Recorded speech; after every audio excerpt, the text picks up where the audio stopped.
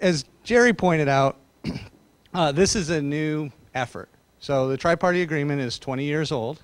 It's been changed many times over its life.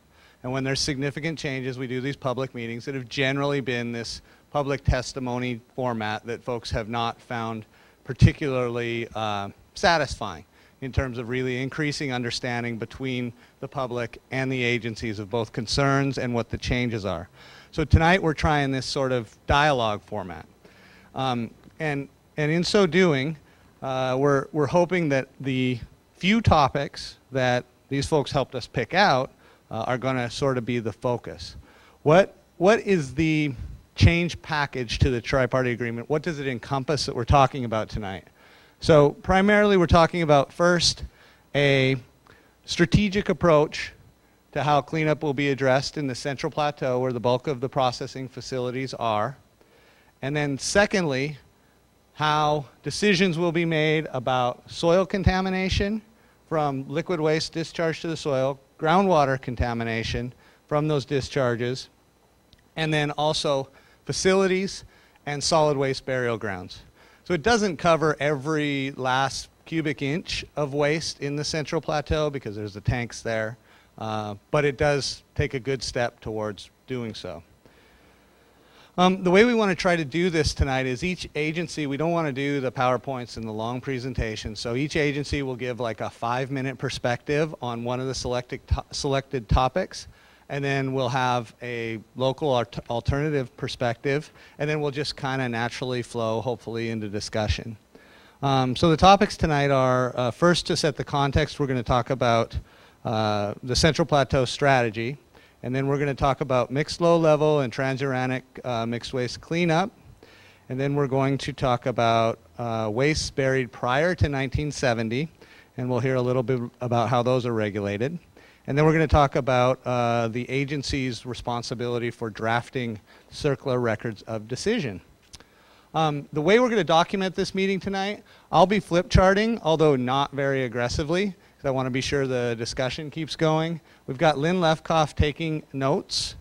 So her set of notes will actually be ultimately posted and distributed to any of you guys who want it, hopefully really quite quickly so it could support developing public comments. So please leave us with your email on the sign-up sheet before you leave, and we'll get those to you as soon as we can. They won't be considered formal public comments, although the agencies will obviously have access to them and plan to consider them, and it will be noted in the comment response summary. If there's something burning tonight that you really want to make sure gets into the formal record, please write it down on one of these sheets that's in front of you and leave it for us when you take off, and that will be considered as formal public comment. So there will be a tracked response to that. I don't think I have anything else. I think it probably makes sense to get into it. Any questions, concerns about what we're trying to do tonight? Matt, do you want to give us some perspective on Central Plateau and maybe a little bit about cleanup progress? Yes. Good evening. Again, my name is Matt McCormick with the Department of Energy Richland Operations Office. Thanks for coming tonight. And I'm going to just talk a little bit about the Central Plateau and how we've organized the waste sites, burial grounds, and buildings to provide a comprehensive approach to cleanup. But first I want to give an overall where we're at in cleanup of the Hanford site. And as many of you know, cleanup is going on right now. So every day the environment at Hanford is improving. For example, we've ramped up our pump and treat systems for contaminated groundwater from around 10 million to 20 million gallons per month. We now average over 50 million gallons a month treated groundwater. So those are systems that have been put in place the last couple years to really focus on the chromium contamination along the river and the technetium and uranium contamination on the Central Plateau. In addition to the groundwater treatment going on, we've greatly increased the number of places we're digging up contaminated soil and remediating or digging up solid waste that was buried next to the river.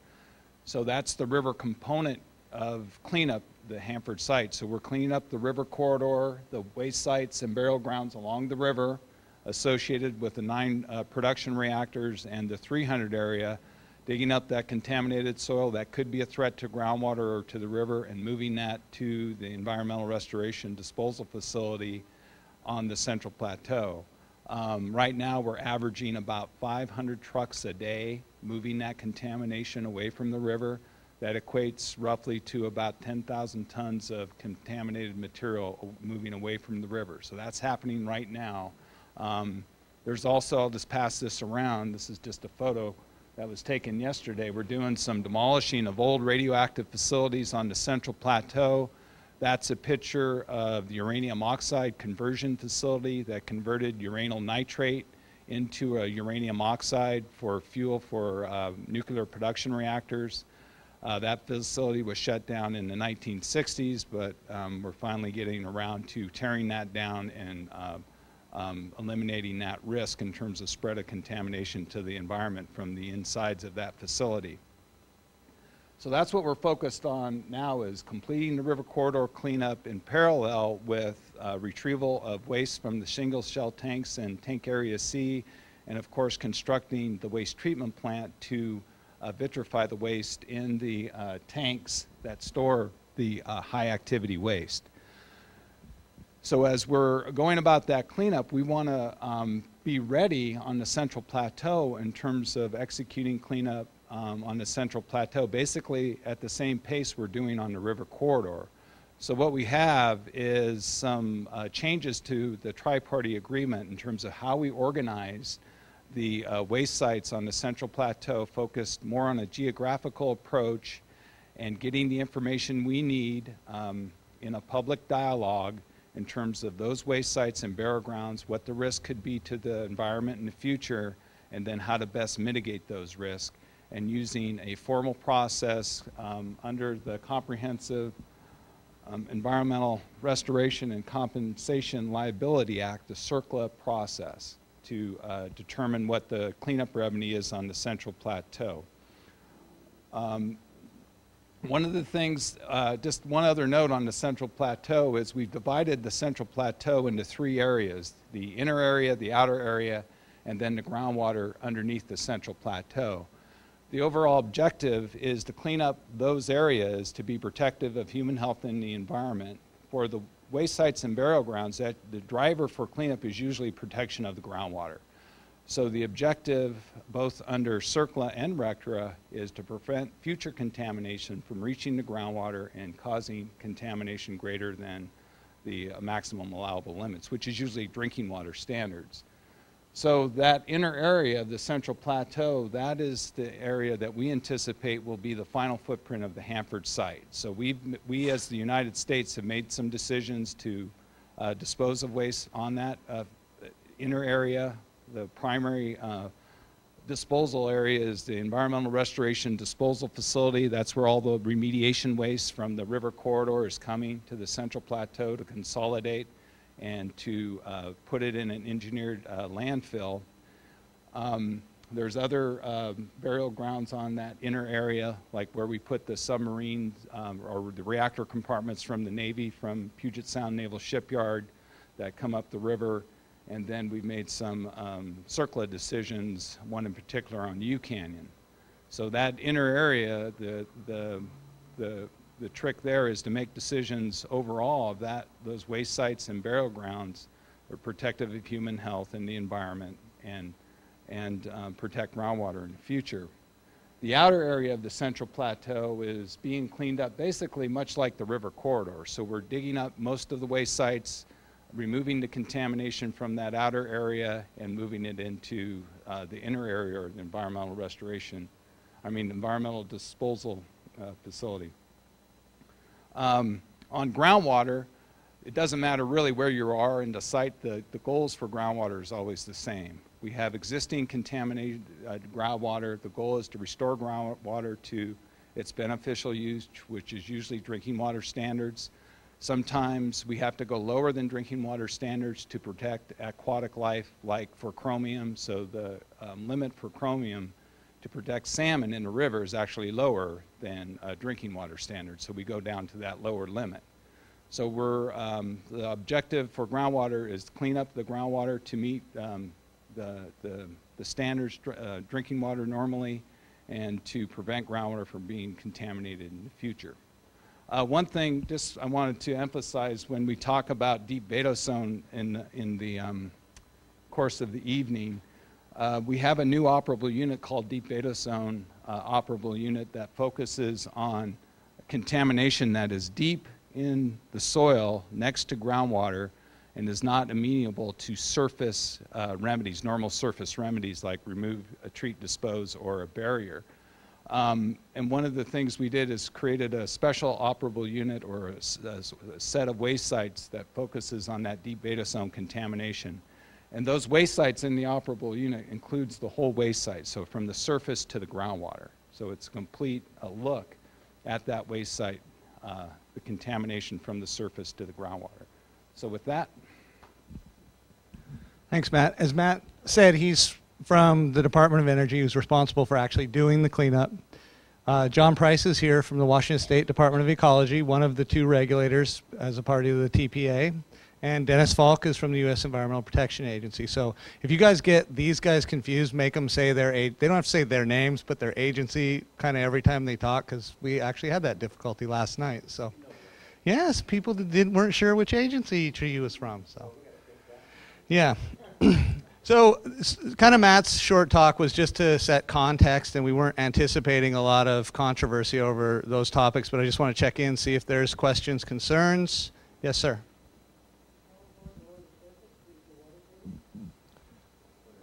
250 feet?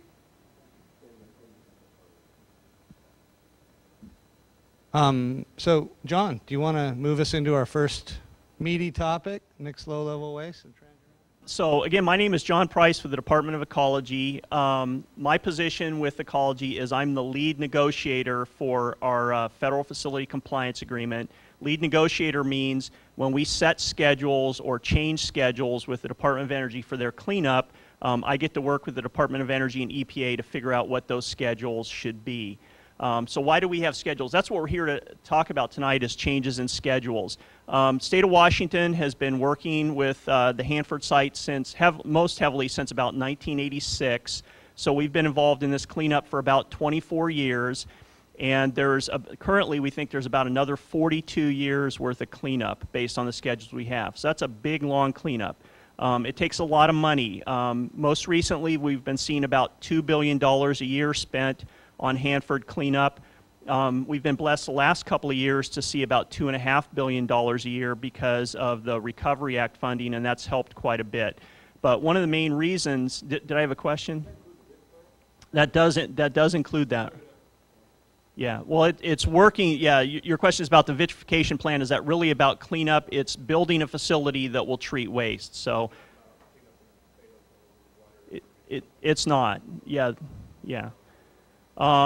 So one of the reasons we set schedules is the total cleanup is about $100 billion, round numbers, and we can't do $100 billion worth of work in any one year. We get a couple $1 billion a year. So the regulators and DOE, we look at these schedules and we set schedules for cleanup based on the cost of individual parts of the cleanup, based on the environmental risk of individual parts of the cleanup. Another thing we look at is what the regulations or laws require. A lot of the regulations, and I'm going to talk about waste in a minute, have words in them like as soon as possible, immediately, those kind of things. The Department of Energy, when we sat down and negotiated our compliance agreement in 1989, they had so much work to do that it was not possible to do all that work as soon as possible or immediately. So we've set schedules for them, and we change those schedules over time. Another thing we look at is what kind of technology is available to deal with the problems we have. Is it even available, or do we need to ask the Department of Energy to develop technology? So those are things we bring into play when we're setting schedules for individual parts of the cleanup. So I'm going to talk to you real quickly about waste. And there's lots of different kinds of waste at Hanford. We're going to talk about, you want to move that? There's lots of different kinds of waste at Hanford. Sometimes wastes that are in your eyes or our eyes pretty much exactly the same are treated differently just because of the dates when they were created or the dates when they were buried. So in a little bit, we're going to talk about, in a later item here, we're going to talk about material that was disposed of in the ground before 1970. There are wastes very similar to that were disposed of after 1970 that we already have requirements for what the Department of Energy has to do, and that's what I'm going to talk to you about real briefly here. One of the things we're talking about are schedules for waste that were put into the ground or were in buildings, and the Department of Energy has to do certain things. They have to treat wastes. They have to ship some of the waste off the Hanford site to New Mexico, and we've got a cartoon up there with New Mexico on it. And so this slide here actually shows some of the progress we've made on some of these wastes. So this is January 2003, and this is June 2010 today. And the size of these circles shows how much progress we've made in terms of these different kinds of waste. So this circle here is for something that's called mixed low-level waste. And that basically is radioactive waste that, for the most part, you and I could walk up and stand by, and it wouldn't be a big risk to us just standing there, but it has hazardous chemicals in it. And the Department of Energy has to either remove those chemicals or they have to do something to immobilize those chemicals so they don't get into the environment. Those are the legal requirements. And this shows you that in the last 7 years, they've made a lot of progress in reducing the amount of that they have in storage in buildings. Another kind of waste we have, and you'll see, I don't know if we have handouts, but if you come up here later and look, you'll see that they're described as cubic meters. That's how we measure waste. It doesn't mean a whole lot to us. And Matt, do you remember how much one of the, is this 3 cubic meters or 1? I think this is about 3 cubic meters. So if you took one of these tables and it was the size of a box, that would be about 3 cubic meters. That might help you visualize how much waste there is. So when this circle here says 15,000 cubic meters, if you can imagine, that's about 5,000 waste packages about the size of one of these tables buried in the ground in the desert. And Ecology identified with the Department of Energy that they had to get that waste out of the ground and deal with it appropriately according to the regulations. So that circle has shrunk from here to here in 7 years. Sounds pretty good. The harder part is this remaining waste has some larger boxes that they can't dispose of or deal with easily, and some of it has higher radiation as well. So they have some very difficult work requiring some investment in technology and a lot of money. And then the last circle down here is what's called transuranic waste. And Todd, you didn't introduce transuranic waste tonight, but transuranic waste basically are man-made radioactive chemicals that are bigger than uranium. So plutonium you may have heard about, some other things, that's transuranic waste. And you'll see that this circle has actually gotten bigger over the years. And part of the reason it's gotten bigger is the waste that was in the ground got pulled out of the ground and put into storage. That's actually a good thing. Okay, so that sounds like an okay message. We've got a lot of good news there. You know, the size of the waste is getting bigger, smaller. You know, we have one circle getting bigger. So what's the concern? Why are we here? We are changing schedules for finishing this work. The schedule date that we have set for the Department of Energy to finish all of this work is 2035, which is a long time from now. That's 25 years from now. It's within the end of the Hanford cleanup, which is 2052, but it is a long time from now. And some of the factors that we considered in looking at that is how much money do we want to spend in the next couple of years on dealing with this waste. And for right now, this isn't a big priority with us. The Department of Energy definitely has to deal with this and comply with legal requirements, but as far as an immediate risk, it's lower than some other things we're looking at. And also, what's the availability of technology? Some of this waste is very, very difficult to deal with. The Department of Energy may have to spend hundreds of millions of dollars to develop technologies, build facilities to deal with that. So we've given them actually quite a bit of time to do that. That may sound like a bad story. On the other hand, before the current set of schedules we're talking about with you tonight, we did not actually have any deadlines for the Department of Energy to get all of this waste off the Hanford site. And for the Department of Ecology, that is our goal, is to get all of this waste off the Hanford site and to finish all of the Hanford cleanup. So that's some of the thinking that we went into in terms of setting these schedules. Ran a little over, but... Thanks, John. Jerry?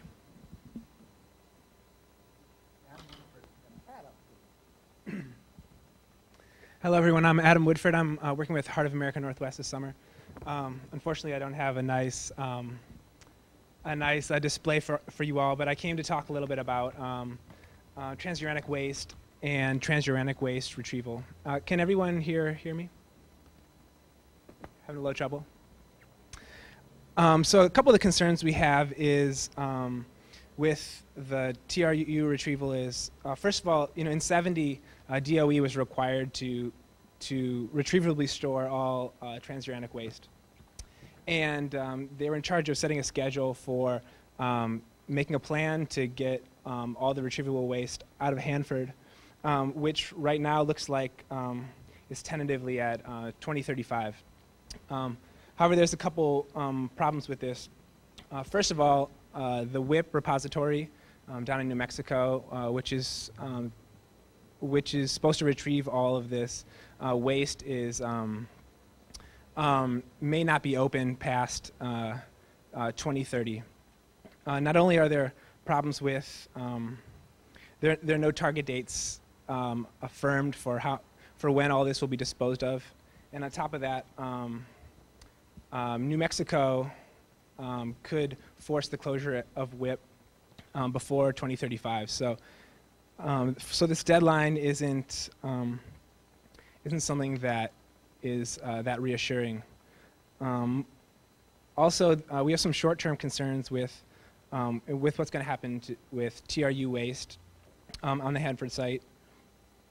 The agencies right now are proposing target dates of 2012 to 2014 instead of developing legally enforceable milestones, which we think is important to have set in place so we can ensure that this process continues to happen and that all of the waste will be gone from Hanford as the parties have been working on. Right now, there's no obligation for US DOE to ask for funding to make sure that this schedule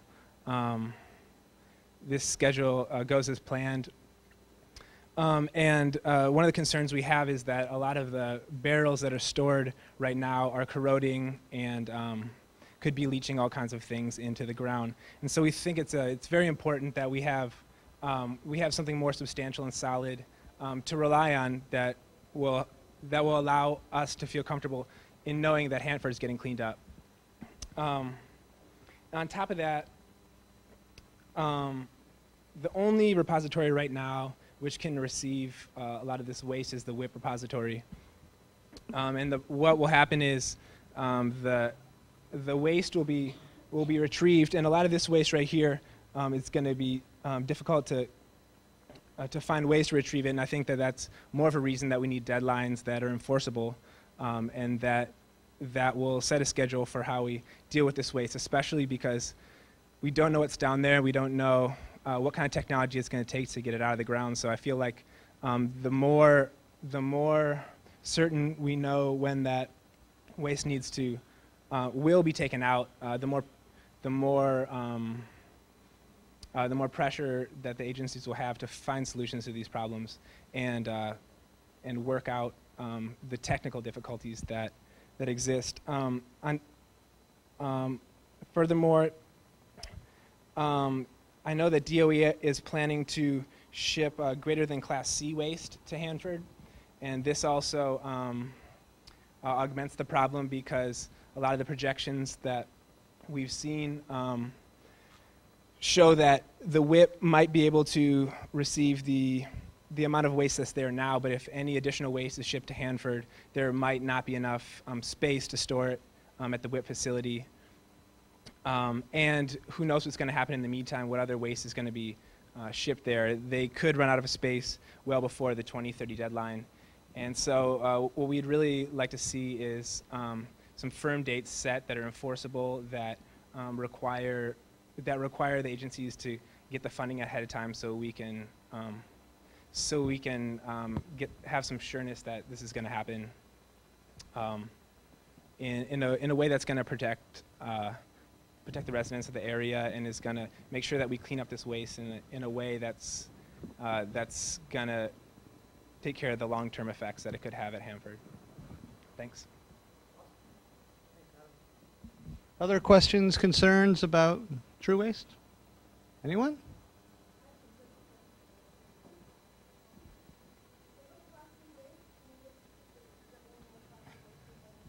Matt, did you want to do that, Dennis?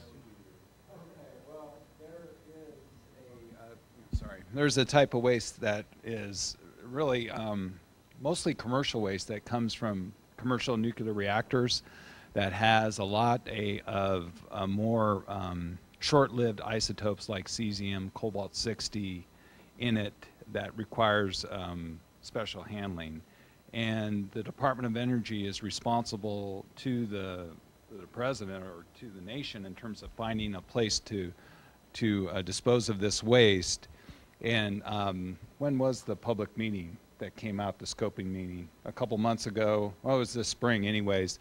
Hanford is a alternative for disposal of that waste. And so a draft EIS is going to be published here this summer that looks at, I forget, 6 or 7 alternatives across the nation on where to dispose of this type of radioactive waste. And Hanford is being considered or is an alternative. So it's not at the proposal state yet. So it's an alternative right now, as the way it was described in the public meeting.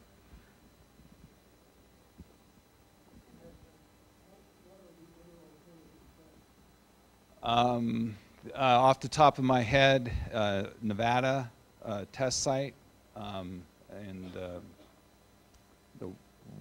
northwest of Las Vegas. There's a large Department of Energy site there where underground testing used to occur.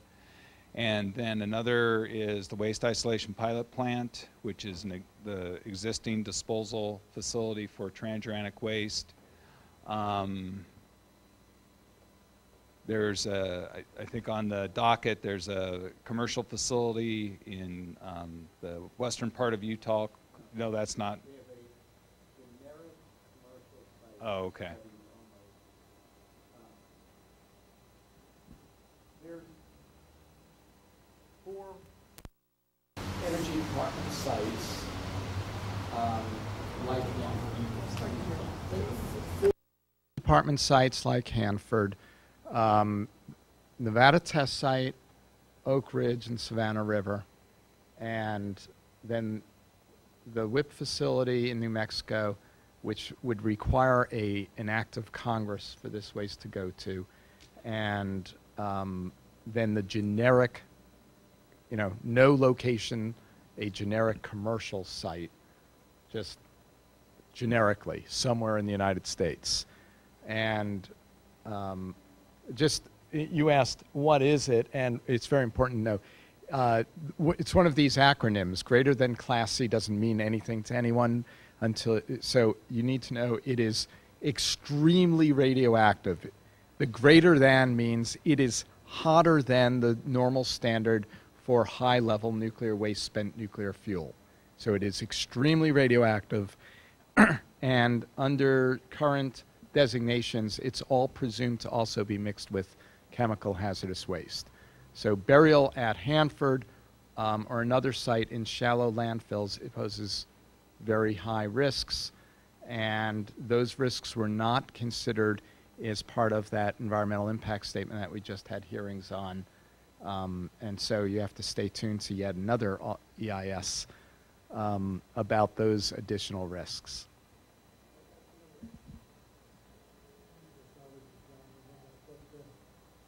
In this diagram you show 3,000 some cubic meters of true ship. That's to WIP, I presume.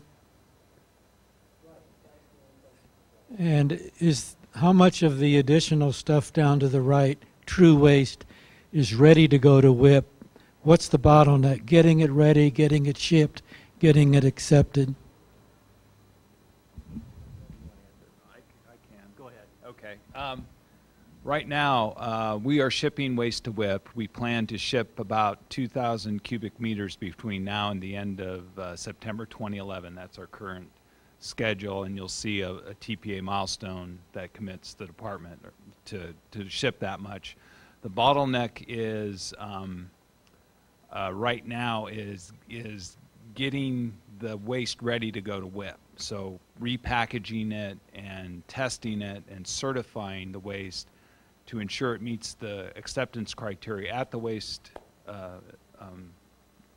pilot plant in Carlsbad, New Mexico. So that's the bottleneck, if you will. There are also limited transportation services for the containers that transport the waste to WIP. We're one of 4 or 5 sites that ship waste to WIP. Idaho, for example, Savannah River, the National Lab at Los Alamos. So those are other sites that use those resources. So we're part of the whole equation in terms of getting transuranic waste to WIP.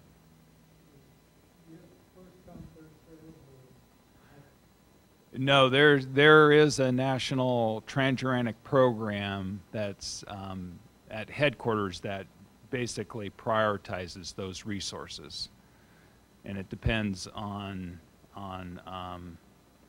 agreements with the various states, how far along sites are on cleanup, and the type of waste that they would be shipping.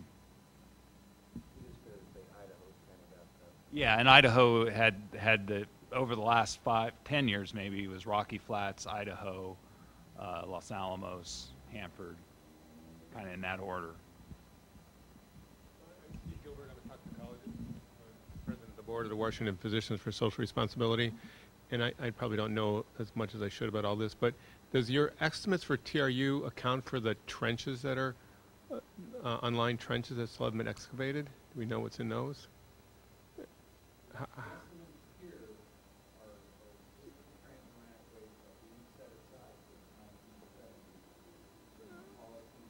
Oh, okay. All right. Thank you. So that doesn't account for the stuff that might be before 1970. So do we know what those bubbles might look like? Are we going to get into that? That's the next thing we're going to do. Okay, perfect. So the other question I have, maybe we'll get into this second segment too, would be what's happening to the stuff that comes out of the VIT plant and all the stuff out of the tanks. Cause it seems like we're only having part of the story here. Is that right? Yeah. So maybe that is. Wants to talk about where, Okay, the way the waste vitrification plant is set up is it basically splits the tank waste into 2 parts. It all gets vitrified, or at least that's the plan. Some of it is designated as what's called low-level waste, and that can stay on the Hanford site, and there's a disposal site at Hanford for that. There is also high-level waste that would be generated, and that would have to be disposed of in a deep geologic repository, which was destined to be the Yucca Mountain facility in Nevada, but then the president now has a blue ribbon commission looking at what the right solution is for that. So did that answer your question? Okay. Jen? I think these are, we're going to talk about more about Pre-1970? Yes, we are. Other questions? Yeah. I wanted to get back to the original topic you put up there on your little sheet, which was when the WIP site is scheduled to close. And my understanding was that that's operating on a RCRA permit, and 2030 is the current date for closure. I wondered if they're accepting waste until that date. I would assume that if that's the date that it's going to be closed, then maybe they would stop accepting waste a little before that. I wondered how that impacts our plan to be shipping waste down there until 2035. I'll take that. The permit, and I have a draft here if anyone wants to look at the closure plan. The permit assumes, or anticipates is the word, closure, the last waste would be accepted in 2030, and then there would be a 5-year closure process where they would backfill the holes or whatever they do to close the repository. So the waste acceptance is actually the end of 2030, and then the closure plan kicks in, and it takes about 5 years to complete the actual closure process. And if it's an anticipated date, then is it fair to say that it could be pushed back, or it could be made closer to the current date? I mean, can it go either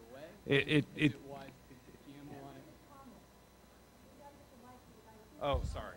Yeah, sorry, that was my fault. My comment was that, you know, if the date is approximate, then isn't there a chance that it could be moved one way or the other, whether that means that it's moved back to 2035 or it's moved up, you know, to 2025 or something in that range? And is it wise to anticipate it to be one thing when there's a very real possibility that it could be closed sooner or later? When WIP was established through a congressional act called the Land Withdrawal Act that withdrew that land from public domain into the federal government, there was a limit set on WIP in terms of volumes and curies. And so that's the real legal, in law, what the capacity of WIP is. The permit recognizing, and I'm just going to read from the permit, the operating period may be extended or shortened depending on the number of factors, including the rate of waste approved for shipment to the WIP facility and the schedules of true mixed waste generator sites and future decommissioning activities. So that is where, you know, they anticipate a date for putting together a closure plan with the recognition that date, depending on the sites who generate the waste, because we're the customer, right? Hanford, Idaho, Savannah River, how they're doing on terms of cleanup. And from our point of view, that could be extended or shortened if we get it there faster. But we understand the disconnect, and it does say 2030 in the draft permit, and we're looking at our planning assumptions. We're talking to headquarters and WIP and the Department of Ecology, and we're considering moving that date from 2035 to 2030. Sure. Yeah, the other thing I might add to that is the date we've thrown out here is a backstop date. That's a date for the Department of Energy to have all this waste off site. In addition to setting those backstop dates, and we have other dates leading up to that, we work with them on a continuing basis. So on this waste, once a year, they owe us a plan that shows all of their work until they're done, and then we meet with them every month, and we actually meet with them more than monthly because we have a couple different types of meetings, but we meet with them every month to talk specifically about this waste. We have them report their progress to us, and if they have problems in any areas, we ask them, okay, can you come back next month and tell us what is your fix to that problem? So we track this work continually and try and identify, you know, bottlenecks or things that have to be sped up. So that's how we do our business.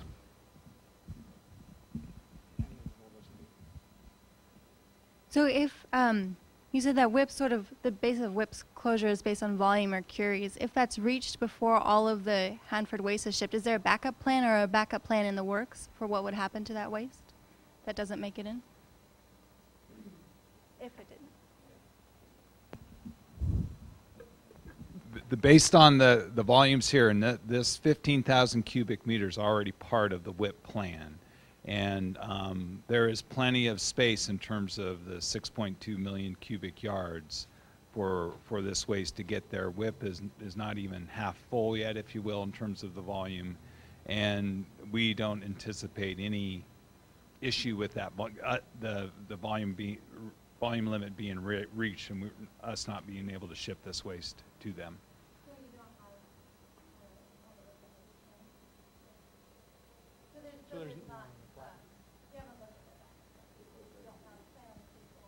In case it gets correct. That's true. I'm sort of a science guy, a data guy. Is there a graph or something, public data that we could see that all these different sites that are feeding into WIP and sort of how much curies and volumes going into WIP, and sort of some schedules that we could make some estimates ourselves at how we're competing with the other sites that are trying to get their waste off of their sites too? Go to the Waste Isolation Pilot Plant's website, and you know, Google WIP, and you'll find their website, and there is information on their website in terms of just what I talked about. There's a schematic of the anticipated. I forget the name of the report, but there's a report that gathers information, and we input to it yearly or twice a year actually, in terms of what our projected volumes are, and they keep track of that. And so that's available to the public on the website.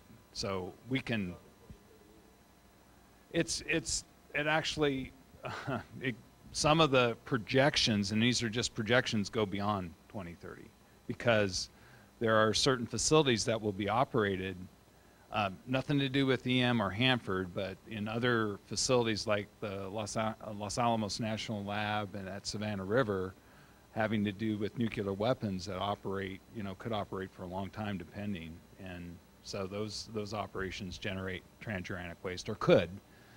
So those are some of the longer term projections, not really cleanup waste, but just waste generated as a result of maintenance and surveillance of nuclear weapons. Yes, yeah, that generates a lot of waste too, sure, yeah. Other questions, concerns on this one?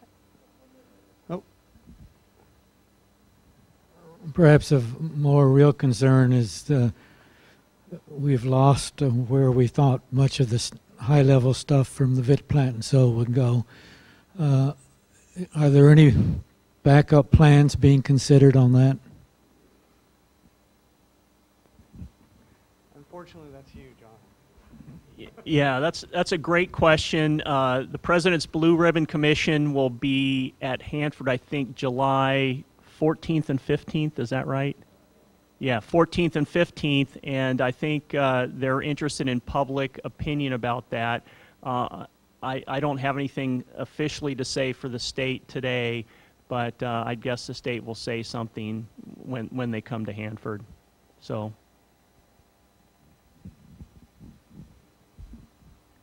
Yeah, I have a couple questions. I know that I talked about the greater than Class C waste that that they're proposing to send to Hanford, and I was wondering. I know that since there are limits on WIP, as this waste is being retrieved, it's being stored and then it's being packaged and shipped. And so one of the concerns I think with not having a backup plan is, if at some time WIP shuts down, what happens to this already retrieved material?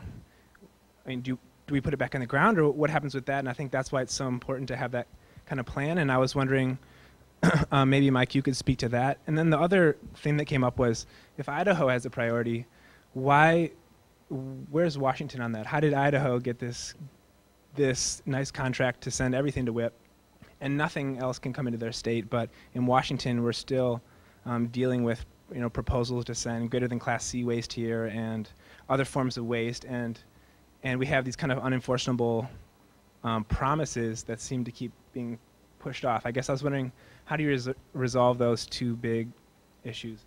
I can do Idaho first. So I'm Dennis Faulk with EPA, and we have regulatory oversight over at Idaho also. And I'll just give you my perspective of why Idaho is in the queue right now is for basically two reasons. One, they were ready to ship, and two, they have a settlement agreement with the state that requires the waste to be out by date certain, and that date is 2018. And so it was really two factors. One, they're ready to go. They have a very robust treatment facility there. We're actually sending some of our waste over there to be processed. And ultimately, other sites are also shipping. And as soon as the bulk of Idaho waste should be done by about 2015, and then that will free up the capacity. The big pinch point is shipping casks. And so having enough shipping casks to go, and then again, as you can imagine, WIP is one facility, and so when they get there, they have to dispose of it. So again, in the scheme of things, Idaho should be ramping down about 2015. Other sites will be ramping up as capacity goes. And then the other factor of that, we stored or set aside or retrievably stored 15,000 cubic meters. At Idaho, the number is, as I remember, 70,000 cubic meters. So they had a lot more waste to deal with in terms of stored transuranic waste. Most of it came from the Rocky Flats facility in near Denver, Colorado. So they also had a lot more waste to deal with in Hanford in terms of getting it to the waste isolation pilot plant. Okay, so Jerry, do you want to do last word there? Transuranic and plutonium waste. I guess the fundamental question is, to me, for the short-term schedules, why, and Adam addressed this point that without an enforceable milestone or schedule date, there's no obligation on the Energy Department to request the funding, and Congress has no obligation to fund it, and without a binding date, if Congress doesn't fund it, there's nothing the state and EPA can do. If there's a binding date, then they have to request the money, and if they don't have a get-out-of-jail-free card. Now, I'd like to hear from the state and to discuss why the state isn't insisting on enforceable schedules for 2012 through 2014 for retrieving the transuranic waste, because it seems like a self-fulfilling prophecy to me to say, Energy says we're concerned that we don't have the budget and priority for it, so we're not going to make it a binding schedule for these 3 years. Okay, well, I'll give you a little bit of thinking into the state's negotiation on these schedule changes we're talking about. Going into these negotiations, we tried to focus on what our overall goal was, and our overall goal was to get all the waste, all of this type of waste, off the Hanford site by date certain. We did not have that before. We have it now in the proposed schedule, so we think we've made a big improvement. In a negotiation, there's things you want to get, and there's things you're willing to give up.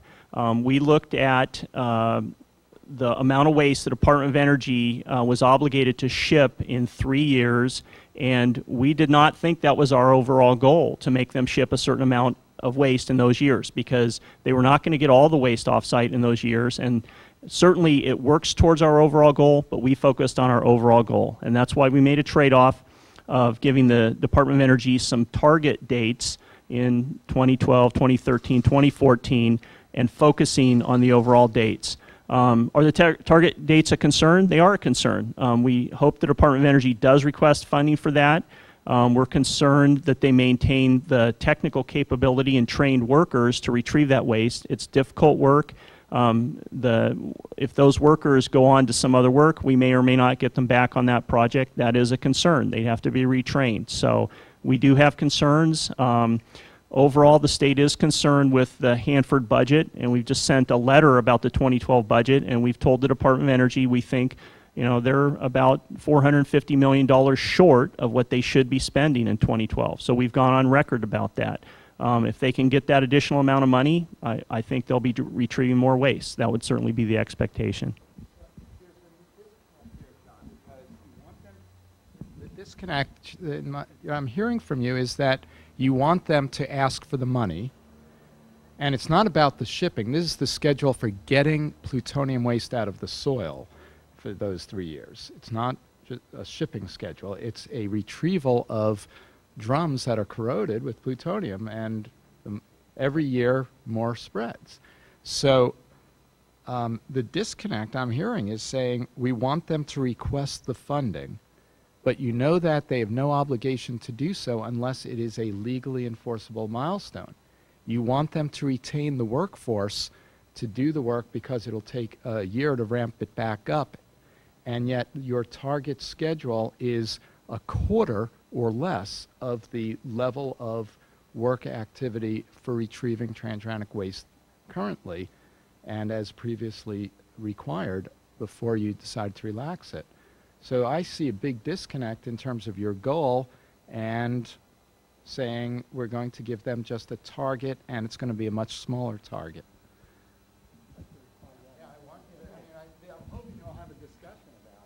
No, I think those are good points, Jerry, and probably what I would add to that is, yes, we certainly did relax in the near-term years, but one of the things we got out of this negotiation is for the small container contact-handled transuranic waste, the Department of Energy agreed to get all of that waste out of the ground by 2017 and to ship it by, I think it's 2018, 2018. We did not have those dates before. The dates we had before was they would retrieve a certain amount per year.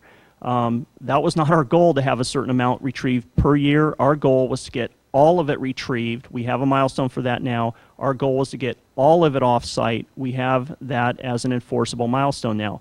So yes, we have given up something that we did not think was very important, and we think we've gotten a couple of things that are more important. So overall, the state is happy with the trade-off. Thanks, John. Thanks, Jerry. So are we ready to move on to the pre-1970?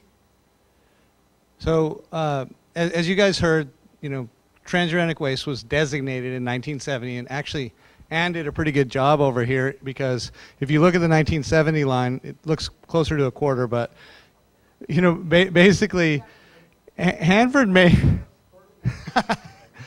the gusher, Jer.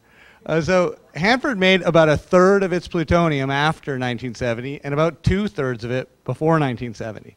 So there's a significant amount of material that would meet the definition of transuranic waste that was put in those trenches prior to being named transuranic waste. So there has been no decision yet as to what to do with it, but suffice it to say there is significant controversy about that waste because it's a large volume. And so, Matt, I think you're going to give us a brief overview. Yes, and the three parties understand that there's a lot of concern about that waste, that solid waste that was disposed of before 1970. So before 1970, when the Atomic Energy Commission issued a policy that from now on, all of their operations, if you generate waste that could be contaminated with plutonium, you had to set that aside for eventual disposal at a national repository. So before that policy was issued, sites like Hanford disposed of radioactive waste without regard to its plutonium content. So there was incentive, though, to reduce the amount of plutonium in the waste, because plutonium was very expensive to make in terms of in a reactor and separating out that waste. So each site had to adhere to this economic discharge limit, so that if you had a waste that had a certain concentration of plutonium, you had to recycle that waste to extract the plutonium out. And there was facilities on the Hanford site that did that. So there is waste that was buried before 1970 that has plutonium contaminants. That those burial grounds are part of the SW2 operable unit. That's part of this change package, and it is these orange or this colored part of the inner area. The lead in terms of regulatory lead is the the Department of Ecology with the state of Washington, and so we are going to go through the circle process in determining the remedy for those waste sites. So right now we're in the investigation phase in terms of finding out what. Thanks, John. What's in those burial grounds? What do we know about them? What's the breadth and depth of contamination that might have escaped those burial grounds? We haven't seen any indications of contamination from these burial grounds in terms of contaminating groundwater. But we're still in that investigation phase. We're going to have a workshop focused on these burial grounds late summer, early fall, a whole day at least, to talk about these burial grounds, what we know about them, what more information do we need to get to have you guys comfortable in terms of going forward and examining alternatives that we will examine under CERCLA to determine what the remedy is for those burial grounds. And that's where we're at in the process. There's milestones to submit a work plan for the remedial investigation phase in 2011, and then we'll have a public dialogue as we consider remedies, and we actually submit a proposed plan to Ecology. I think it's 2015, around that time period, and it's on your fact sheet in terms of the exact date. So we all understand there's lots of controversy, lots of concerns about those burial grounds. We're going to take our time in terms of ensuring we have a good understanding of what's in there, what the threat to the environment could be in the future, and then go through the process that is overseen by Ecology in determining what that cleanup is going to be for those burial grounds.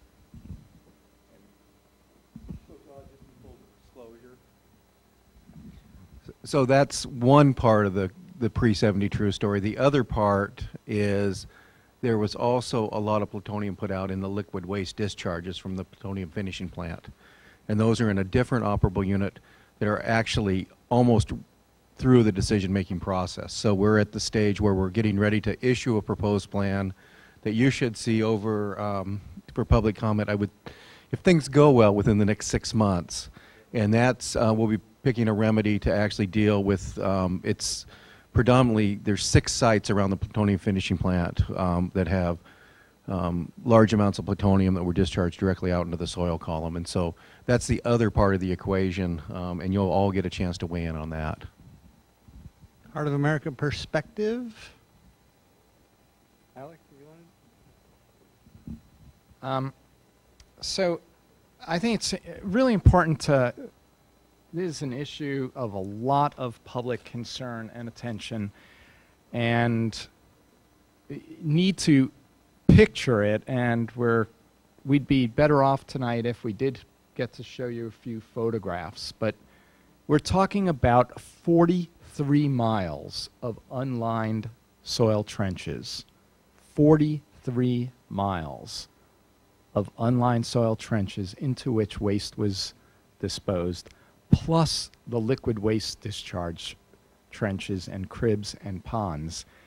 Enough plutonium estimated to build 170 nuclear bombs in the soil. We were joking recently about the fact that the state of Washington Department of Ecology had, at Energy's request, denied a Public Records Act request from Heart of America Northwest to see the plans for the hazardous waste permit for what the Energy Department would do in the event of leaks and releases from those 43 miles of trenches. And the Energy Department asked the Department of Ecology not to allow disclosure of it because allowing us to see it would be a national security threat. And Steve earlier this evening was pointing out that I guess the national security threat would be that we might actually know where it is and go dig it up. Because someone sure as heck ought to. It is not okay to leave vast quantities of plutonium and transuranic waste in the soil. The reason in 1970 that the Atomic Energy Commission said you have to store this for permanent disposal in a deep geologic repository is that waste that has a half-life of 10,000 plus years, 24,000 year half-lives, does not belong in a shallow landfill. Well, it certainly doesn't belong in unlined trenches that do not have compliant groundwater monitoring around them, that will never be able to be contained because they were ditches, or liquid waste disposal sites with vast quantities of plutonium wastes in them. And it is spreading. And the Tank Closure Waste Management Environmental Impact Statement, the Energy Department's own analysis says that 1,000 years from now, the plutonium level that will reach the Columbia River shoreline flowing into the river will be 300 times the federal drinking water standard from these units. That's not cleanup. The only way that we get this cleaned up is if you actually investigate and commit to digging up and treating and properly disposing of the plutonium and transuranic wastes in a deep geologic repository, and you remove and treat the chemical wastes that are in these trenches, and there are vast amounts of chemical wastes in these trenches as well. It's a fundamentally bizarre question as to why Idaho is able to get a settlement agreement where all waste, regardless of date, is dug up, but Washington State and EPA have not insisted on the same thing for Hanford. And the public keeps asking, we have a tri-party agreement element or portion of the agreement that deals with the post-1970 waste. Why not one that has firm commitments for the pre-1970 waste? Because otherwise, for each of these so-called operable units, the burden is on you and me and all of us as the public to go to meeting after meeting and say, you didn't properly characterize this unit, that unit, the next unit, the soil units, the groundwater discharge units, and do the right thing. And we have to repeat that fight over and over again if there isn't one standard in the TPA for all of these units.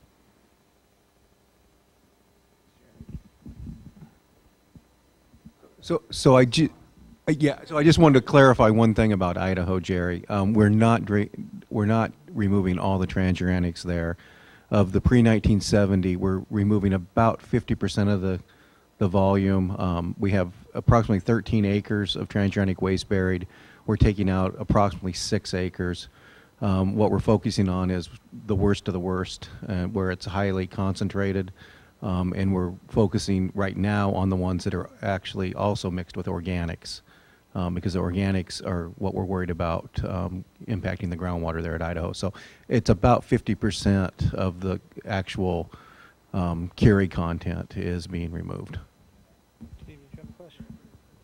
So, given the Department of Ecology, Department of Energy, and EPA, it sounds like sort of like a risk assessment calculation here. So have you done like a worst case and best case estimate of how much transuranic waste is in the trenches or is in these waste sites that, the pools from the finishing plant? So just some ideas about how much is there and, pre-1970, where is it going to go? If WIP is all full with post-1970, where the hell is all this stuff going to go? The answer is yes, we have done some physical characterization. So we've done a borehole or two in the liquid waste discharge sites that Dennis was talking about. So we have empirical data or actual data that shows how much plutonium is in the soil there. And then we do have estimates for the plutonium in the burial grounds that Jerry was talking about. And just to get perspective, also that burial grounds that we're talking about in the orange there, that has estimate about 600,000 cubic meters of waste. So we're talking about a huge amount of solid waste that was disposed of there that has much of it or some of it has plutonium contamination. Now the concentration or levels varies depending on where that equipment came from at the site. Just a couple clarifications on the tank closure waste management EIS. There is the tank closure waste management EIS shows basically no movement of plutonium in the Vado zone in the Central Plateau. So the plutonium in the Vado zone does not impact groundwater in the future. Because of the chemistry of plutonium and the chemistry of the site soil, there is no movement. So the impact that Jerry's talking about in the tank closure waste management EIS, and you have to read, granted it's a tough read, but you have to read Appendix U carefully, is from a reverse well where the Atomic Energy Commission or those that ran the site in the past purposely discharged liquid waste containing plutonium into the aquifer in the 200 East area. So that there was about 40 curies estimated discharged into that well, so it was a reverse well, and that's the plutonium that impacts the Central Plateau point of calculation in the tank closure waste management EIS. And it's a very small amount, and it takes over 10,000 years for that plutonium to move into groundwater, and it's already in the groundwater less than a kilometer. The plutonium reaching the river is from a particular trench in the 300 area right next to the river.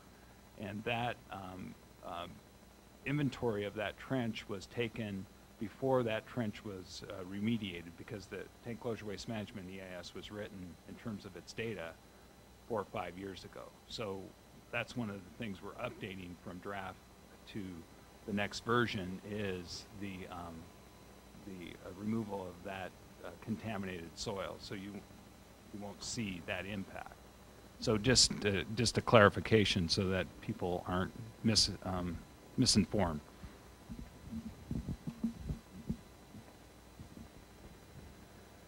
Well, so a lot of what is known about, from what I understand, the pre-1970 is that you still have to do a lot of characterization, which means that there may be some surprises in there in terms of chemicals, organics, oils that might drive the plutonium faster, farther. At West Valley in New York, it was predicted that the plutonium would travel a few feet in 1,000 years. It traveled over a mile in a year, or in 10 years. I forget which it was, but it was a lot farther than a few feet. And it was because of organics. So chemistry and soil can change. There could be a flood event on the site because of global warming, because of whatever, in the next 1,000 years. But I think the big issue is not knowing what's there, and the estimates could simply be wrong. You could move the decimal point over for the amount of plutonium, or the amount of chemicals that are there, and it is largely uncontained in some cases. So that's what worries us, and really, we think should drive cleanup decision, is really thinking of worst case scenarios, and doing characterization. And maybe not spending all your money on characterization, of course, and spending a lot on getting the waste out, but knowing what's there is really important. And I just want to end my comment with, they used to say about tanks, well, the tank leaks don't matter from these big high-level waste tanks because the waste doesn't migrate. All that waste is, within 10 feet of the tank. That was based on models and guesswork, and when actual characterization was done, it was discovered over the objections of the scientist at the site, by the way, for many years, and dissident scientists essentially revealed that the waste had in fact migrated all the way to the groundwater, all through the vadose zone. So now it's recognized that the deep vadose zone is impacted by tank waste, which wasn't supposed to happen according to the models for 10,000 years. Or even 20,000 years if you go back in history long enough. So the models aren't reliable, and we find out new things all the time. So I'm not saying this to blame anybody. It's just that we just sometimes don't know, and we got to take that into account. Thanks. So I know Dennis has a response, but before we go to him, I want to just check in with folks who haven't jumped in with a question or concern yet, and make sure everybody's feeling comfortable that they got the space to do so if they want to. Okay. A comment? No, actually, Tom, I don't disagree with most of the points you made, and I was going to make the comment before you talk. So I have to tell you, from my perspective, the pre-70 true decisions that we need to make are the hardest decisions I've ever faced as a site manager. And the reason I say that is because from a technical perspective, I'm pretty confident and pretty comfortable that the plutonium's not going to move in the soils. I'm pretty comfortable with the chemistry of how it was put there. Using liquid waste sites as an example, we see plutonium down to about 100 feet below the surface. Well, it was put there in a very, very heavy acid material, and tributyl phosphate, other things that carried it. But plutonium loves to bind to soil. We've done a lot of studies. I'm pretty confident it's going to stay in those soils if someone doesn't go and decide to dig it up for other purposes. On the other hand, we're shipping tremendous amounts of transuranic materials to the waste isolation pilot plant because someone decided it needed to have deep geologic repository. So we've got a situation where the plutonium that was put there before 1970 and what's there after 1970, from a chemistry standpoint, it's the same material. And so there's this artificial or regulatory decision construct. And so from a public policy perspective, it's a very, very difficult thing because someone talked about it. So in the Superfund world, CERCLA, we do risk assessments. So where we've landed with the plutonium in the soils is there are several alternatives that we can show to be protective. And it really boils down now to a public policy discussion on what we're going to end up to choose. So I just want to let you know, for what it's worth, and it's probably not worth nothing to most folks in here, this is a tough, tough decision. And we're going to need all of you to help weigh in on it. Again, I can tell you, no matter what we do, I'm pretty confident we're not going to dig up 43 linear miles of burial grounds. I'll go on record with that. I feel pretty confident that's not going to happen. Now, where we actually land on that remedy, I have absolutely no idea at this point. As we do further investigation, we'll find out more information. And I'm on my soapbox, obviously, but it's a tough nut to crack. That sounds like a challenge. Speaking of soapboxes, so I think it's an interesting comment. We're not going to dig up 43 miles of that stuff, because I come back to our values and ethics, and that's the big E word I want to bring up, with our ethical responsibilities and our responsibilities both to our current generations of people, but our future generations, and ecological responsibility. And when we created Hanford, put trillions of dollars probably into Hanford, creating all the nuclear weapons that we blew up around the world, Nevada, Bikini Atoll, sits up in Bangor right now, all over the place. But what's our ethical responsibility to clean up Hanford and to go through those 43 miles of trenches, even if it takes us 100 years? I mean, do we have, and I think that we should talk about that. What is our responsibility to future generations? And thinking about, our grandchildren, our great-great-grandchildren, and our seventh generations out, who are going to be roaming around that area, and what Columbia is going to do 200 years from now, and what this place is going to be like, and what are our responsibilities? And we created Hanford out of some bizarre concept of the Cold War, and we put off over 900 nuclear weapons off in Nevada. Just Nevada test site alone was over 900 nuclear weapons. And a lot of that plutonium came out of Hanford. So what is our responsibility? And I think we need to be thinking about that. What are our ethical responsibilities as custodians of this site and creators of this site to clean it up and to make that investment? We invested huge amounts making it. I think we should be on track and on record of saying we need to invest huge amounts, whatever it takes, to clean the darn thing up.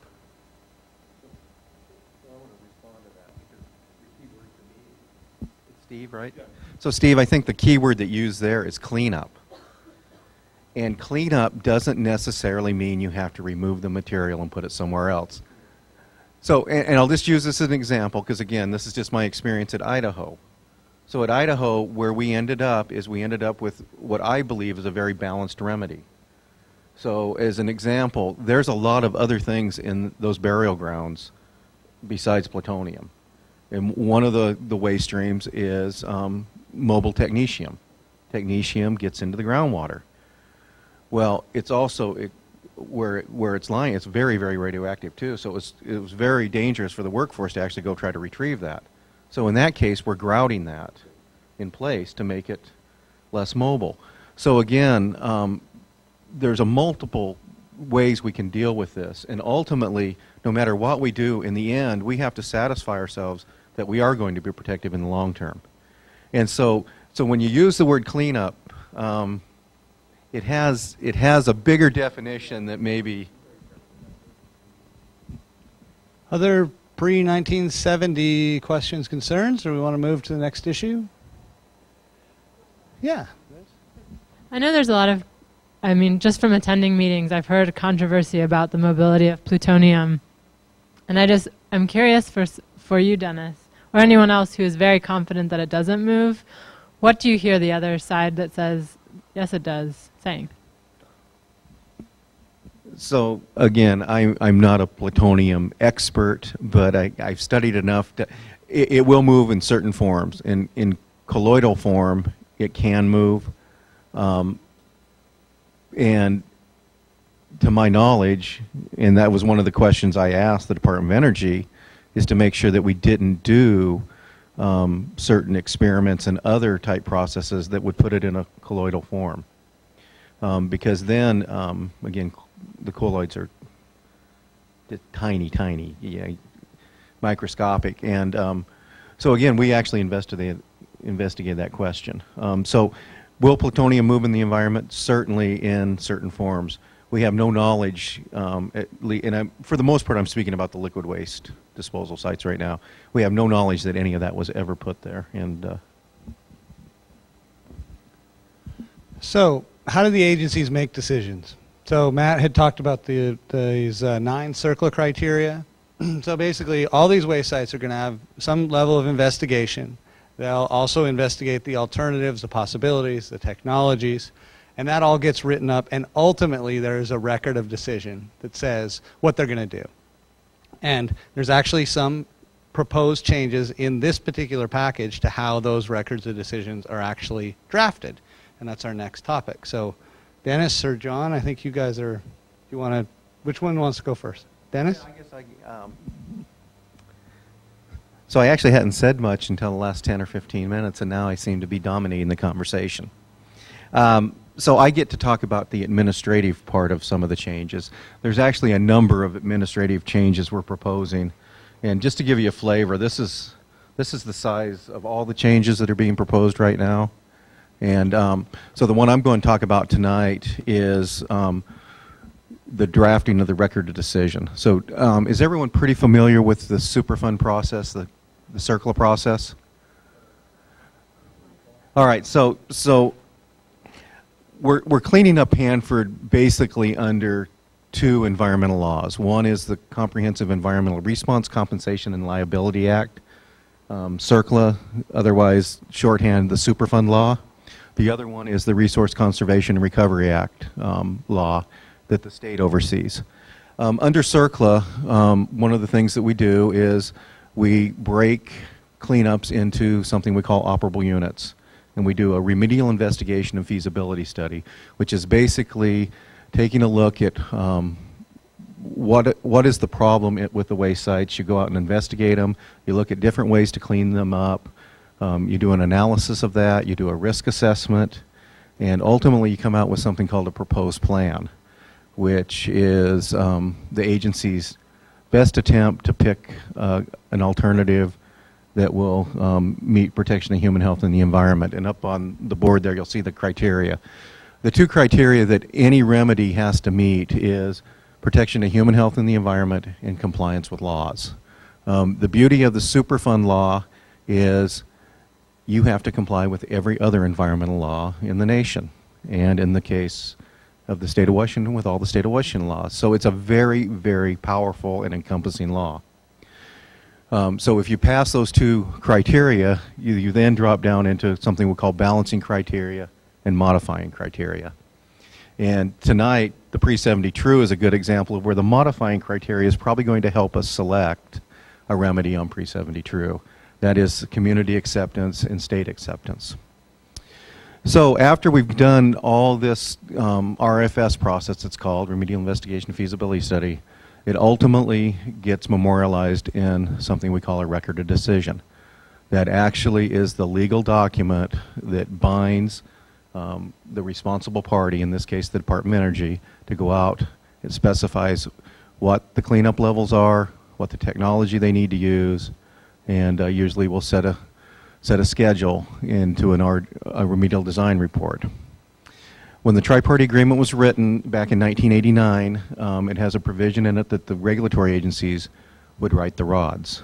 Over the last 20 years, the regulatory agency always finishes the ROD, but we don't always write the first draft. And so we talked about this a little bit. So the Department of Energy is responsible for the whole RFS process up to the ROD. So to have the regulatory agencies actually draft the ROD, we don't have the ability to do that without their help, because they've produced all the information. A ROD contains, most of the information in a ROD comes out of the feasibility study that the Department of Energy produces. So to think the last 20 years, the 15 or 20 rods that we've issued were actually done by the regulatory agencies is a fallacy. Because again, the documentation leading to that rod was produced by the Department of Energy and their contractors. The other thing is, quite honestly, we struggle from a timeliness perspective to get these out. You guys, the public in general, has criticized us for taking so long.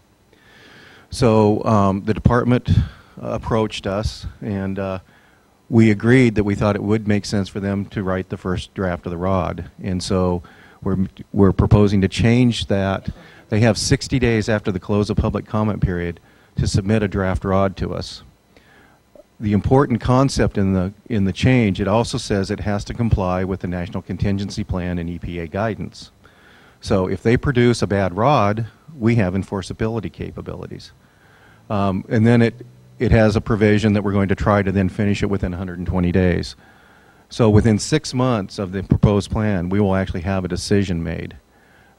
This does not change anyone's role as far as our regulatory responsibilities, our statutory responsibilities.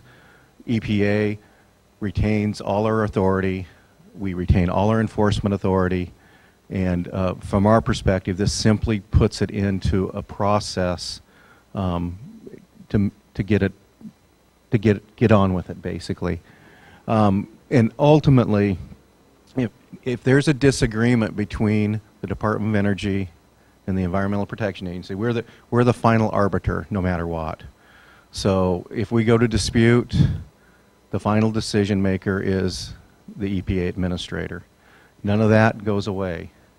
And I will tell you also, everywhere else in the nation, the lead agency, which is the Department of Energy, they always write the rods. And Hanford is the anomaly in that. And so that's kind of the story of where we're at.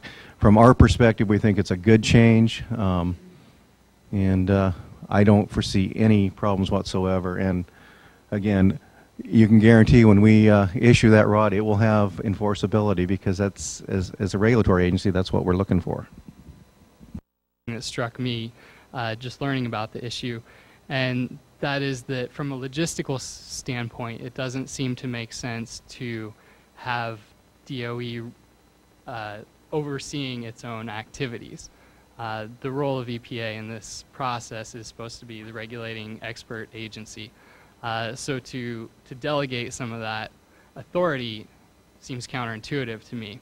And it seems like my opinion is also backed up by the APA. And I hear you when you say that, you know, in the original TPA, EPA had the authority to write the record of decision, and that authority is required actually from the Administrative Procedures Act. As the lead agency, EPA has the final say.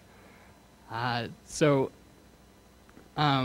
part of writing the record of decision is having the full record in front of you. And the Administrative Procedures Act says that the goal is to have the lead agency write the record of decision with the entire record in front of them so that they can make the best decision possible. And I guess the concern in this case is that if you're letting the Department of Energy, you know, write the first draft or write, you know, the preliminary record of decision itself, then they're sorting through the information that's gathered from all the studies that are conducted, and what you get is what they feel is important. And I don't mean to imply any distrust with the Department of Energy, but it seems like you're circumventing the goal of having the ultimate authority by allowing them to sort through what makes it to you. And I think that that's further complicated by the fact that when the draft is written by the Department of Energy, it's not available to the public. The first time we see it is when you sign it and it becomes official.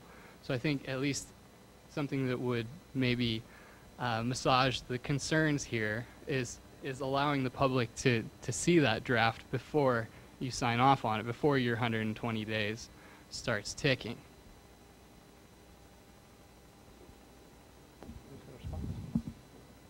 Yeah. So one thing I just want to make everyone aware of is So the information that leads up to the record decision is approved by the lead regulatory agency all the way. So again, I'll be a little verbose here. So the way the process works, the first thing the department has to do is issue a work plan to us. We review, provide comments, approve it. That work plan then leads to a remedial investigation report that we review, that then leads to a feasibility study that we review and approve. And so all along the way, we're reviewing and approving that. Then it leads to a proposed plan that we review and approve. And that becomes the body of information that gets put in the record decision. And I will be honest with you, I've worked on several other sites. The responsible party rarely, when they write the record decision, write real hard requirements for themselves. Would you? No. So where we focus a lot on is the remedy selection portion.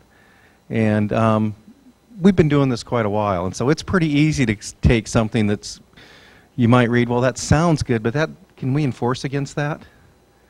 Probably not. And so we write them in the enforcement vein. Again, if you're a law student, you understand how important it is, if you run into a problem, to be able to actually go, this is what it says, you're not being accountable. And so that's where we focus. The other thing we do, it's a responsibility of the lead agency, and in this case, DOE is actually the lead agency per Section 120 of CERCLA. We are the lead regulatory agency per the NCP on decision-making under CERCLA. So, again, it's a nuance, but the project manager from DOE and the project manager from either EPA or Ecology are responsible for going to the administrative record, reviewing everything that's in that record, because that becomes the foundation for our decision. In regards to letting the public see a draft ROD, we'll take that under consideration. Congress did not write that provision into the regulation. I think they had good reason for not writing that in, but we'll certainly take that into consideration. I just have a question about logistics. Just if someone could say how many people in each agency is working on Hanford as the first question. Like, you know? Like for EPA, Ecology, how many people? And contractors. And then the contractors play a role. Yeah, I think this is a loaded question. So EPA has, I'm going round up, but we have about 10 people if I was to add all the pieces and parts, so about 10 people. Yeah, I'm going to give you a little bit of detail with the state. State has a lot of people working on regulation in Hanford. We're able to have up to 70 people. I think we've got about 60 people working on it right now. That's not all on cleanup. We have some other programs we're required to run, like we have an air operating permit for Hanford, so we have people working on that. We have some other things as well. One of the things we have at Hanford is we actually have 40 different units. They're not cleanup units, but units where hazardous wastes are actively managed. One of those is the waste treatment plant that's being built, the vitrification plant. We actually have about, I think, about 17 people working on that. For example, we have 2 full-time construction inspectors. So that's a little more detail. We have a lot of things to do, so we have a lot of people. They get stretched, even though we have a lot of people. So for the Department of Energy, in terms of federal employees, if you add both the Richland Operations Office that oversees the cleanup of everything but the construction of the waste treatment plant and the retrieval of the tanks, which is overseen by Office of River Protection. But if you add those 2 federal offices up, it's about close to 400 folks. So there's about 275 in Richland Operations and 125 or so in Office of River Protection. And then in terms of the contractors, there's lots of different contractors on the site in terms of doing cleanup, providing services to the folks that are doing cleanup, like roads, emergency preparedness, fire departments, security officers, And if you add all that, I might look to Moses or someone, but it's about 10,000 folks or so.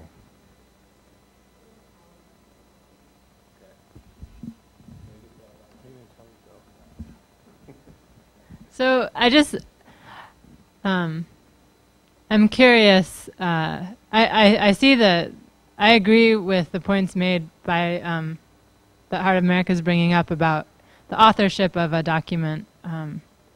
You have power in that authorship, and if you have 10 people versus 400 people, you have some challenge there in terms of how much you can actually get that work done. So I'm curious how much funding, what determines the fact that EPA only has 10 people working on Hanford? So again, we're actually funded through the EPA budget, and 10 may not sound like very many to you, but for EPA oversight, 10 is a tremendously large amount of EPA employees. We the other site in Region 10 that we have this many employees is the Coeur d'Alene cleanup.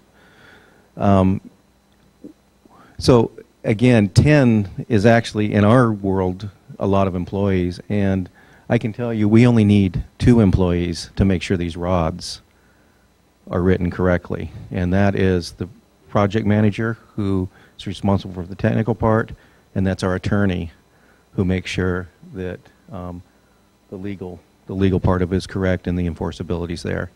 And the attorney that we've had on Hanford has been here since day one, and I'm actually quite proud. So we're on TV. I'm going to my horn. We've actually won 2 national awards for the best rods in the nation back in 2005 and in 2008, and I attribute most of that to our attorney, and maybe a little credit to the RPMs who worked on it. So again, I don't think it's quantity so much as quality.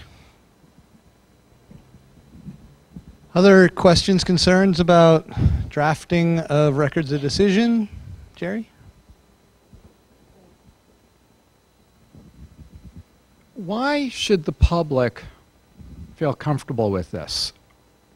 The Energy Department writes the proposed feasibility study after the investigation, and they write a proposed plan, then it comes out to the public.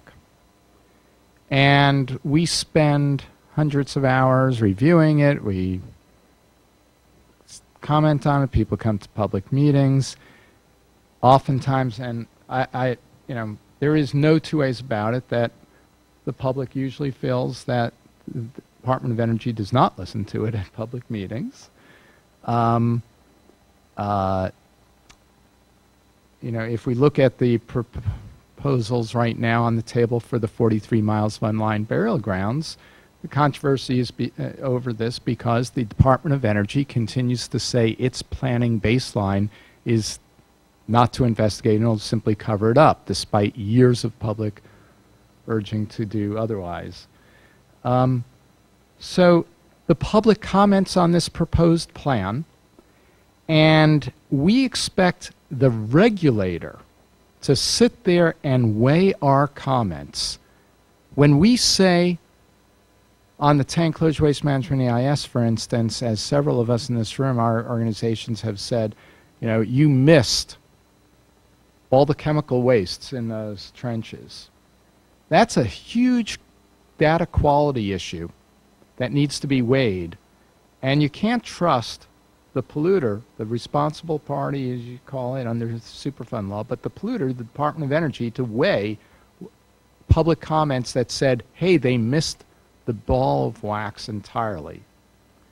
So why should we have confidence in them writing it? Why would we want to give up this last line, which, and legally, when the law says it's the agency's record, it's the record of your decision, why would you want to give up the authority to write your own decision, weighing out how you reached that decision? It is the record of your decision.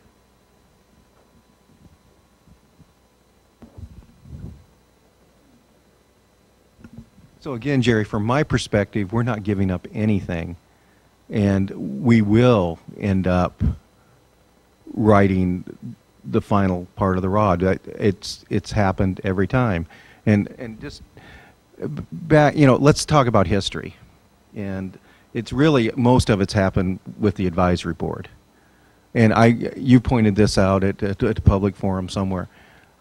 A lot of times, what the Department of Energy is first proposing isn't what ends up getting chosen. That happened in the 100 areas. Burial grounds, an example. The department was proposing to cap them. We did not cap them. And that's because we had a lot of public dialogue. The department listened. The regulatory agencies listened. We ended up with a different decision than what was in their baseline. So from my perspective, the process has worked pretty well over the last 20 years. And again, all we're doing is making some administrative changes here. But in the bottom line is the regulatory agencies still have ownership of these rods. The Department of Energy still has ownership of these rods. And if we come to a dispute, ultimately EPA will be the final arbiter. That's the bottom line.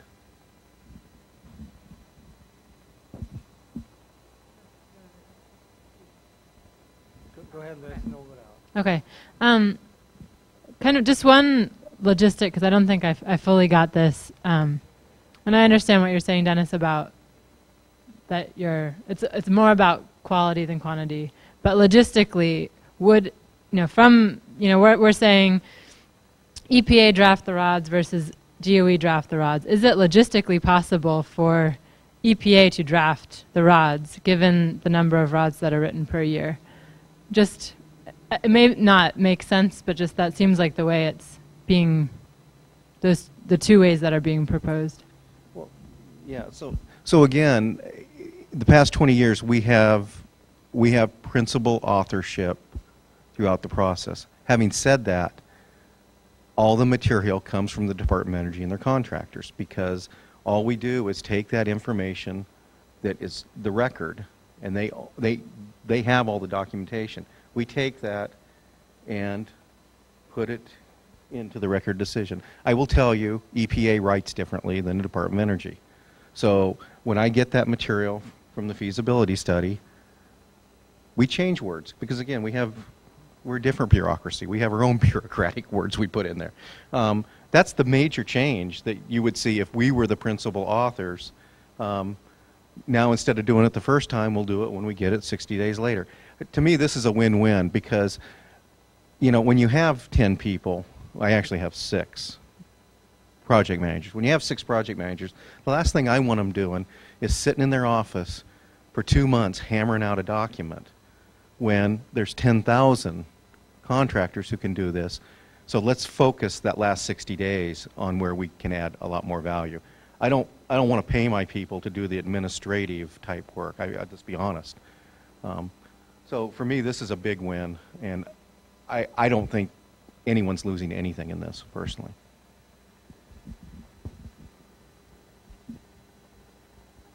I think that you're totally justified in not wanting to waste the man hours on doing all the administrative bits of this, and I think that maybe having energy involved in the process is an easy way to meet those concerns.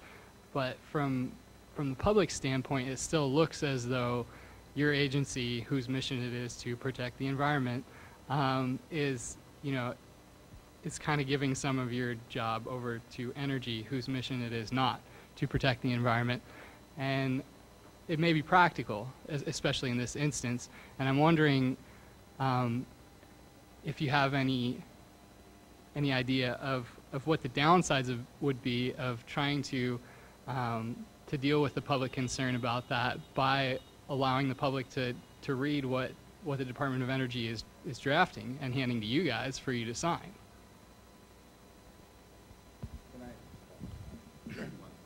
Our mission is to protect the environment, and we are responsible for doing that. And we have legal responsibility, and that is the mission of the Hanford site, is to clean it up. So that is our mission. That's all we do in terms of those 400 federal folks that oversee the contracts and the work, is the cleanup of the Hanford site. So I've dominated. I can't say too much more because but I'll tell you, I think this has probably been a burr and energy side at Hanford for a long time. Because again, as far as I know, there's nowhere else in the nation that the lead agency isn't the primary author of the rods. And so again, my experience at Idaho, it's a little different process, but ultimately in the end, EPA gets their final say on it. So I think this is probably something that Energy's probably been wanting to make a change a lot earlier, because again, the statute's pretty clear that the lead agency has a very strong role in this too. And again, so they're the lead federal agency to implement the cleanup. We're the lead federal agency for oversight. So you don't see a downside? I don't see a downside in regards. So and I'll tell you, as far as we're weighing whether or not having the public look at the draft rod makes sense or not. I'll tell you, my major concern is if they send us something over that isn't real close to what ends up, we end up in another do loop. The public gets angry, we get more comments, and again, Congress was in a situation where they want us to get on with cleanup, and having multiple public rounds is not real conducive to that. So, so we'll see what happens. We'll take that under advisement. We've already got that public comment from the Hanford Advisory Board, and I don't know where we'll land at this point. Go to Tom, and then here. But so I just couldn't let the mission thing pass. Sorry, Matt. It's true that the DOE has that mission for Hanford, but it also has the mission of having to caretake other sites, and therefore that's why it wants to send a bunch of waste from around the nation to the Hanford site, which is not in the interest of the cleanup of the Hanford site. So you've got conflicting dual missions. You also have production going on with pit production, and you need a garbage can for those places. You've got laboratories operating at the Hanford site creating waste. We don't know what waste that is because it's secret. There's still things going on out there that are producing crap, and it's all covered under national security. So we don't know the full scope of what's happening at the Hanford site even yet today. So the mission is not entirely cleanup, sorry. So that's why the public has questions about whether or not you're going to be totally straight with us. And that has not been the history and the practice of the agency, lo these many years. And for some of us who have been involved in overseeing the DOE, right here about 24 years at Hanford, then we're pretty grounded in past deceptions on the part of the Energy Department and its mission, and no aspersions being cast on present company. It's just a fact of the history. So what I'm wondering is, this is not a unique complaint, by the way, about the DOE regulating itself. The General Accounting Office, now the Government Accountability Office, GAO, has been complaining about this for 25 years and telling Congress, you got to change this. These are the guys who own the site, and they're writing their own reports and they're regulating themselves, and that's wrong. And you're going to come up with bad reports and bad science and et cetera, and you're not going to get cleanup. And Congress hasn't chosen to listen to that, unfortunately. But that's been their recommendations for many, many years. So what is wrong with having some kind of independent quality assurance check on data quality, for instance? I think the public should see this, and there ought to be some independence in the process, because that's really what the complaint is. Are you looking at everything there is to look at?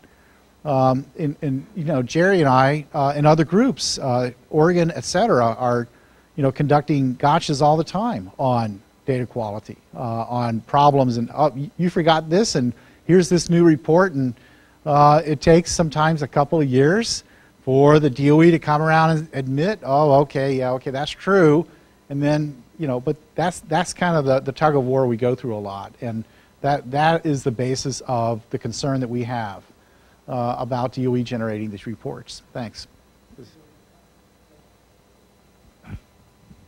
Yeah, I was just going to mention that it occurred to me when you introduced this concept of shifting the responsibility to DOE And then Liz followed up with her question about how many employees each agency had, that it's all coming out of the federal budget at some level, and if what's required is a few more employees for EPA so that they can do the job that the public expects the regulatory agency to do, then that seems to be a good shift, in my opinion, and that would give us all a lot more comfort that a good decision was being made.